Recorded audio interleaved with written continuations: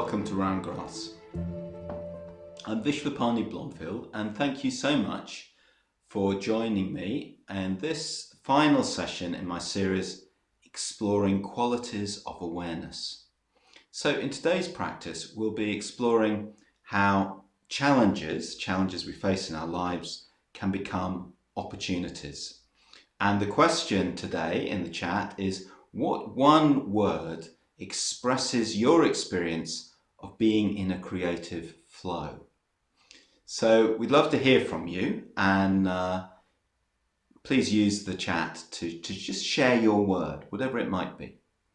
So I want to tell you a story that I think really evokes something about creativity. It's about an Indian friend of mine. He was staying in the UK to study skillful communication, how you can communicate more skillfully.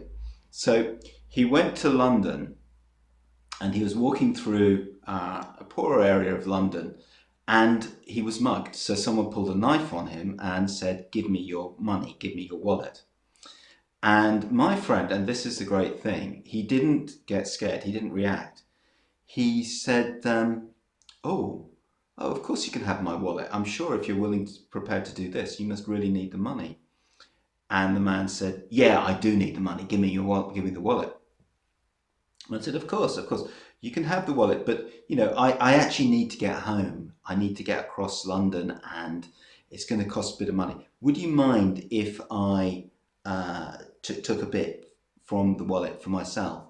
And the mugger said yes. And they got chatting, and the mugger told my friend about all of his problems. And my friend told the mugger about how he'd come from India and he was doing all these things. And by the end of the conversation, the mugger let him have his wallet, and they parted as best friends. Now, I'm not recommending that as the best thing to do if someone pulls a knife on you. I don't think I would do it. But it's just really interesting. It really struck me at the time as such a creative response. So much empathy, making something possible you never have thought of it. And that's what creativity is. So mindfulness helps creativity, but it can also be something that actually hinders us and limits us. So we can think of mindfulness as somehow being perfect, being wonderfully aware, never getting anything wrong, never forgetting anything. And of course, we're not like that. And then mindfulness actually becomes a guilt machine, becomes something that makes us feel guilty. And that's completely different from the feeling of creativity. So creativity and I think real awareness start with imperfection. So if we're going to be aware of ourselves, we need to be aware of ourselves as we are and really embrace that. So the mind is wandering, great. You're feeling irritable, you're feeling stressed, excellent. What does that mean? It means we're human beings, and that's what we can get interested in, that's what we can explore. So thank you for sharing in the chat the word that expresses your experience of creative flow. So I see limitless, productive, vibrant, open, original. Okay, so some really interesting words there. How it feels to be creative. So let's take that. Maybe one of those words resonated for you. Let's take that into the practice. Okay, so let's start by deciding how we want to sit for this practice. And that's going to depend on your situation. Maybe you're lying down, that's absolutely fine. Just guard against falling asleep. So I'm going to guide us as if we're sitting up, and you don't need to sit in some incredibly elaborate yogic posture to meditate. But you do need to be reasonably comfortable and reasonably alert. Okay? So letting the spine rise up, free from the floor. And then just let our weight settle down. Okay? So letting the weight rest on what's beneath us, on our support. And let's just support that by taking a deep breath. Just a deep, long, slow breath. And just breathe out and just enjoy that sense of ease flowing through the body. Okay? So we'll do that again. Breathing in. Breathing out. Letting go. Letting go. And we can let it all go. All of the stuff that's in our head, all the stuff that needs to be done, all the stuff we haven't got around to, all those voices, all that thought. Of course it's going to come back. We can just have this attitude of let it go, let it go.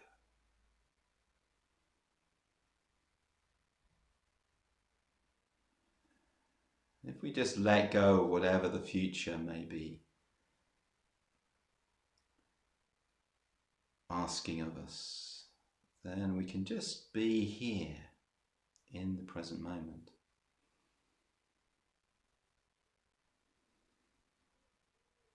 So being in the present moment doesn't mean anything fancy. It just means noticing. It means experiencing.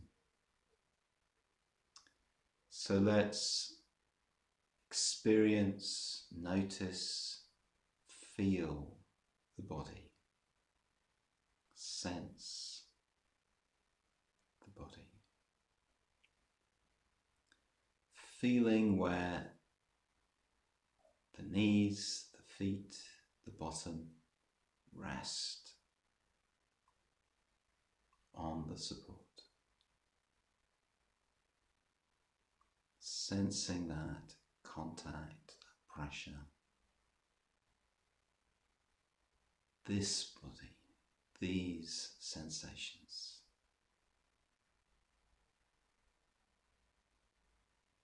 And for this time, we don't have to figure out the meaning of life. We don't have to justify ourselves. We don't have to sort out all of our problems. We can leave all of that. That can wait. Actually, it's enough just to be doing this.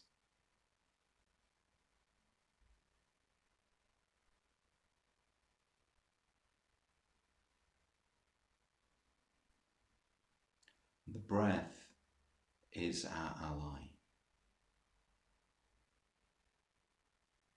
The breath is always there. So let's just turn our attention to the experience of the breath.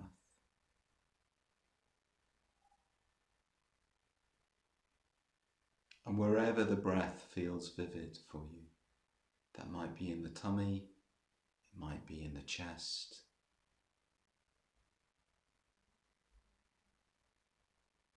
When we bring our attention to the breath, we're simply noticing how the body moves, how it rises, how it settles.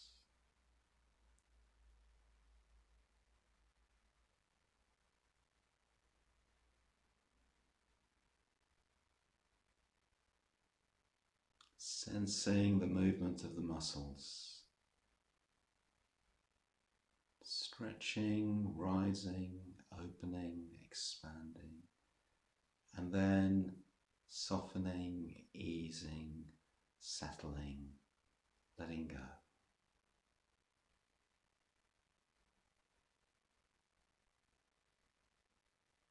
Rising and falling.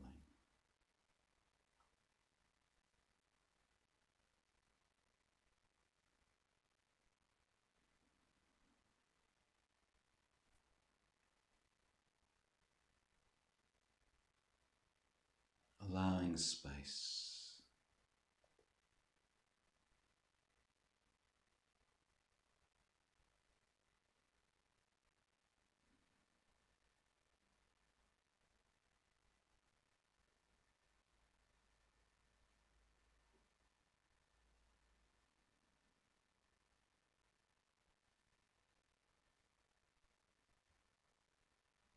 enjoying space, the space between the thoughts.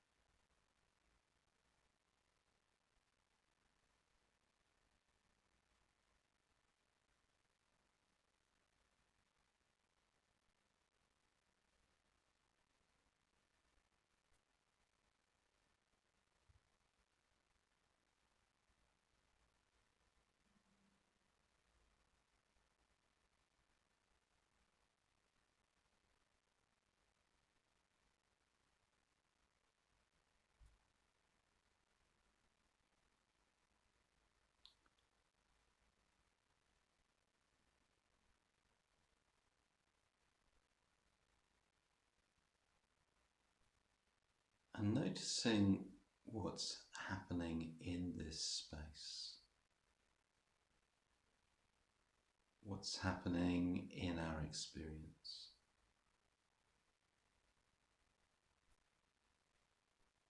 When we create space, often thoughts come crowding in.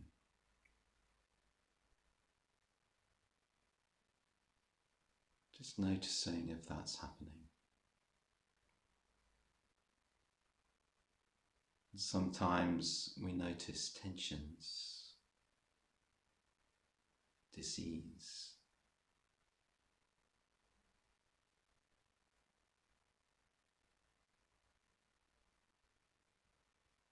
Notice any tendency to tighten around that. When thoughts come and we want them to go away, noticing any tightness, noticing any tension in the body.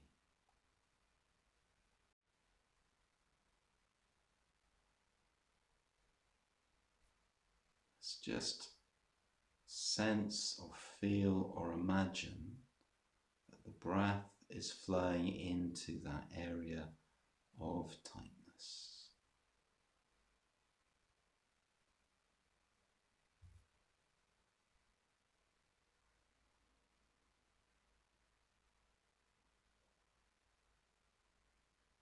Anything that feels constricted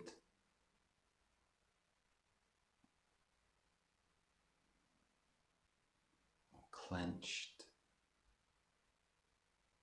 anywhere in the body.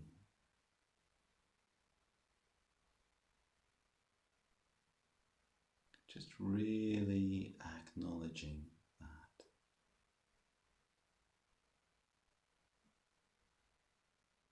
Just acknowledging how we're feeling.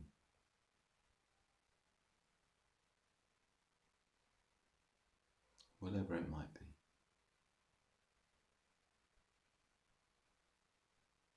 Letting breath in our imagination flow into that area of tightness, of tension.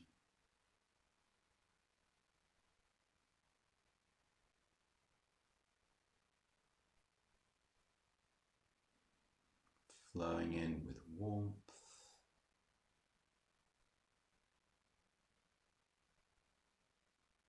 with care.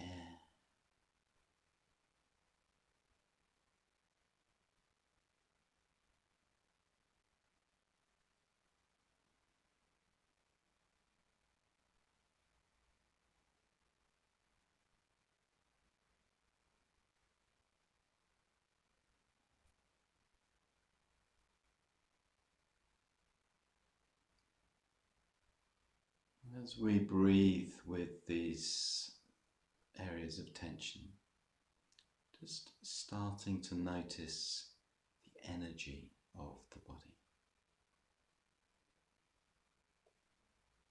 Perhaps also associated with the same areas.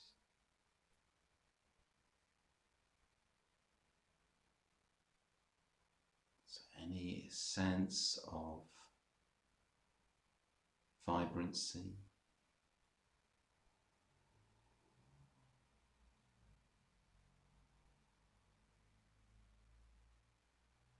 flow,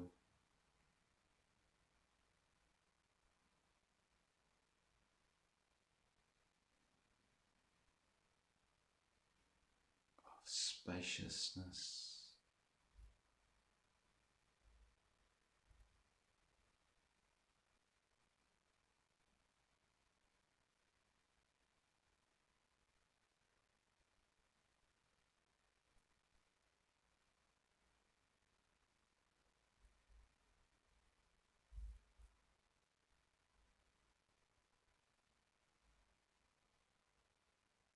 letting that energy, that vibrancy flow through the body, flowing up as we breathe in and as we breathe out, spreading through the body.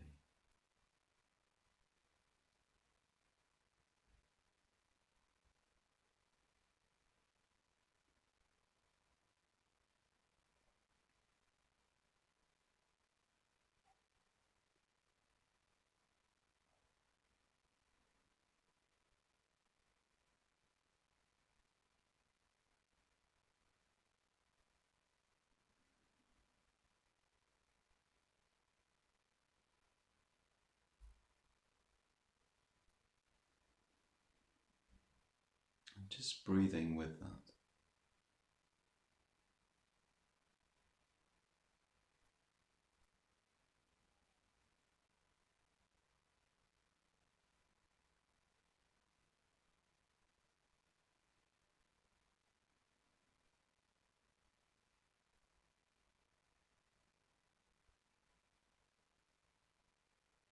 Sensing that the flow of breath is also the flow of energy. However that feels for you.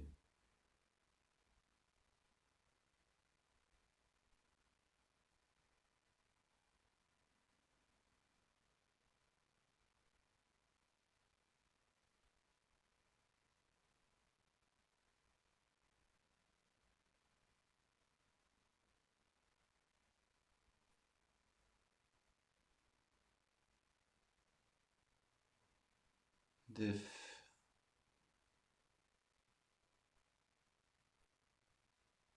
you're not quite sure what that means, just stay with the breath. Simple sensations of breathing. As the breath flows in, the breath flows out.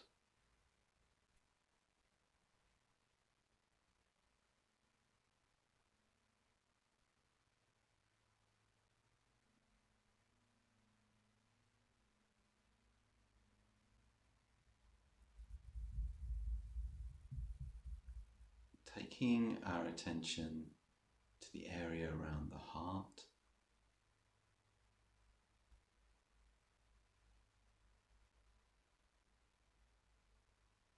Again, feeling the breath as the lungs move. Feeling the energy.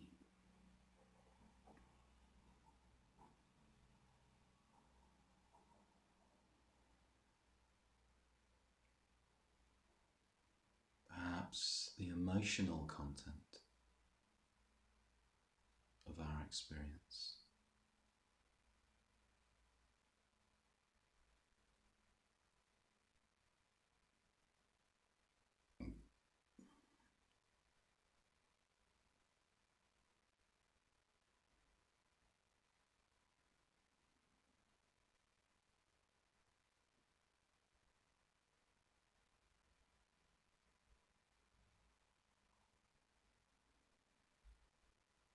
Breathing in, breathing out. Breath rising, breath sinking.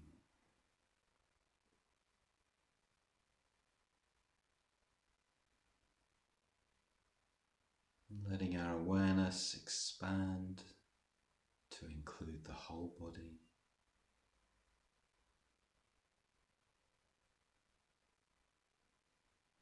Settling,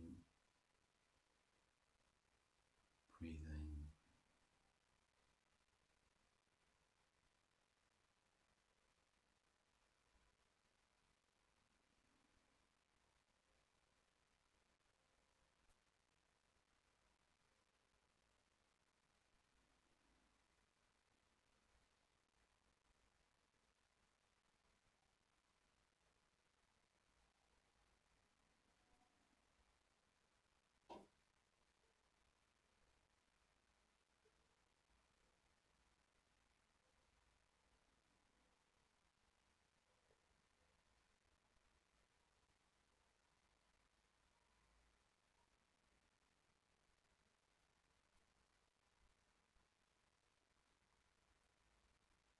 Aware of the room around us.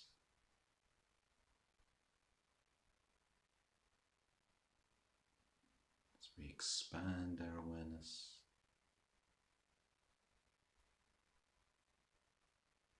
Environment we're in.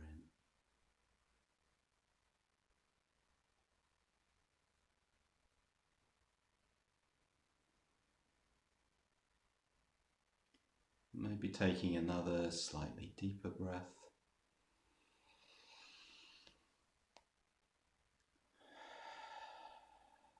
Breathing out, just letting go.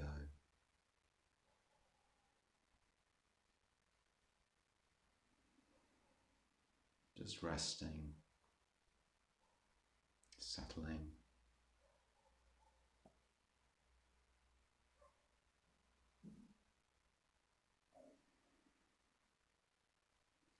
So we're going to start making a transition.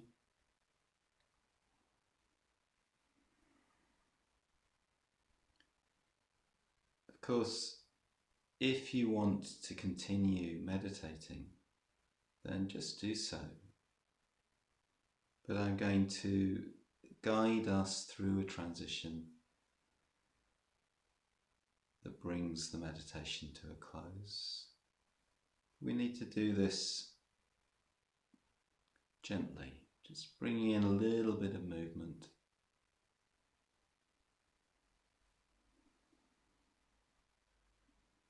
Shoulders, the fingers. So it's not an abrupt change that will jar us. We want to make as much of a bridge as possible between the meditation and what comes next. Part of that can also be just reflecting on the experience. You know, what we did in the practice with a spaciousness, and then noticing reactions, and then noticing tightness in the body, and then energy, the heart. So we were going through a process of moving from reactions towards creativity. That may or may not have been what actually happened for you. But whatever did happen is absolutely fine. So when you're ready, opening your eyes.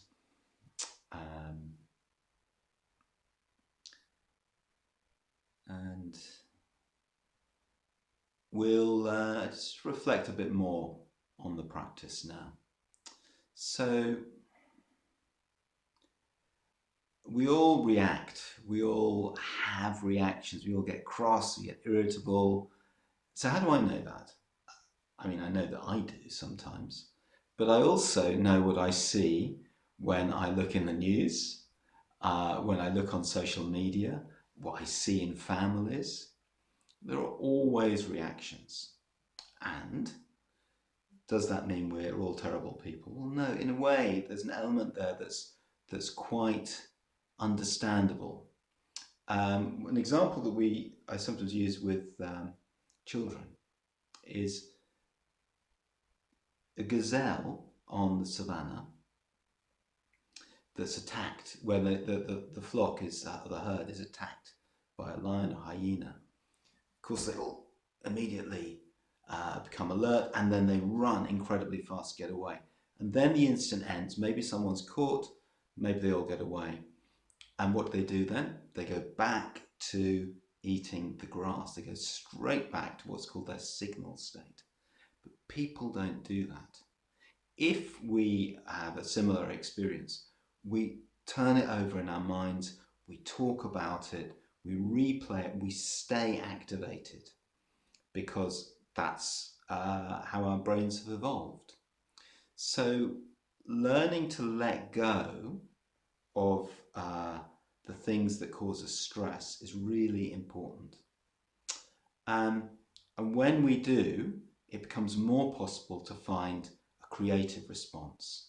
Okay, so then mindfulness of our experience is a lot to do with noticing our reactions, not saying that we shouldn't have them, just noticing them, acknowledging them, so that we can let them go. And then we can find our own path to greater creativity. And the key to that is having the space to not just be in that automatic